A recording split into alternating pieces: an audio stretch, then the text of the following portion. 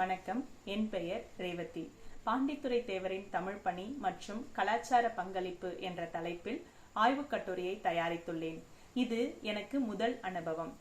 முதலாக நான் எழுதும் ஆராய்ச்சி. அதற்கு முதலில் நான் தலைப்பை சார்ந்து என்னென்ன கருத்துக்களை சேகரிக்கலாம் என்று திட்டமிட்டேன்.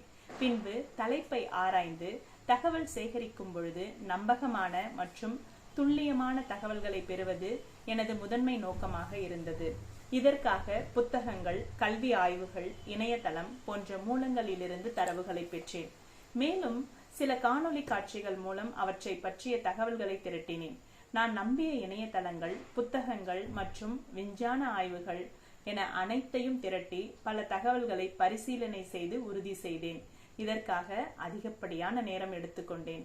இது எனக்கு தரமான தரவுகளை அளிக்க உதவியது. முக்கியமாக நான் அவரை பற்றி தெரிந்து கொண்ட சில தகவல்களை உங்களோடு பகிர்ந்து கொள்ளலாம் என்று நினைக்கிறேன். பாண்டித்துரை தேவர் 19ஆம் நூற்றாண்டின் பிற்பகுதியிலும் 20ஆம் நூற்றாண்டின் முற்பகுதியிலும் தமிழ் கலாச்சாரம் மற்றும் இலக்கியத்தின் மறுமலர்ச்சிக்கு வித்திட்டவர்.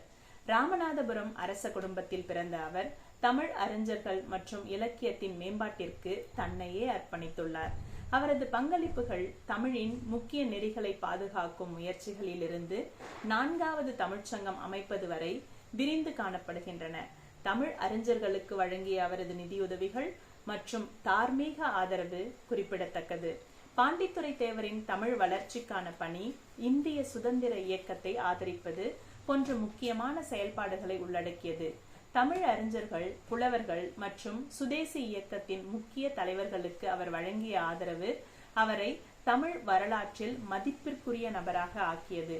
இந்த ஆய்வு பாண்டித்துரை தேவரின் வாழ்க்கை, தமிழ் இலக்கியத்திற்கு ஆற்றிய பங்களிப்பு மற்றும் தமிழ் அடையாளத்தை மேம்படுத்துவதில் அவர் ஆற்றிய முக்கிய பங்கு ஆகியவற்றை உள்ளடக்கியது. இறுதியாக எனது ஆராய்ச்சியில் கிடைத்த தகவல்கள் எனக்கு இந்த தலைப்பை பற்றி ஆழமான புரிதலை அளிக்க மட்டுமின்றி அதை எப்படி செயல்படுத்த வேண்டும் என்பதற்கான தெளிவையும் தந்துள்ளது. இம்முயற்சியின் மூலம் அதிகப்படியான ஆராய்ச்சி கட்டுரைகளை எழுத வேண்டும் என்ற எண்ணம் எனக்கு தோன்றியுள்ளது. அதனை தொடர்ந்து செய்வேன் என்று நான் நம்புகிறேன். எனக்கு வாய்ப்பளித்த வாகை தமிழ்ச்சங்கத்திற்கு என்னுடைய மனமார்ந்த நன்றியை நான் தெரிவித்துக் கொள்கிறேன். நன்றி, வணக்கம்.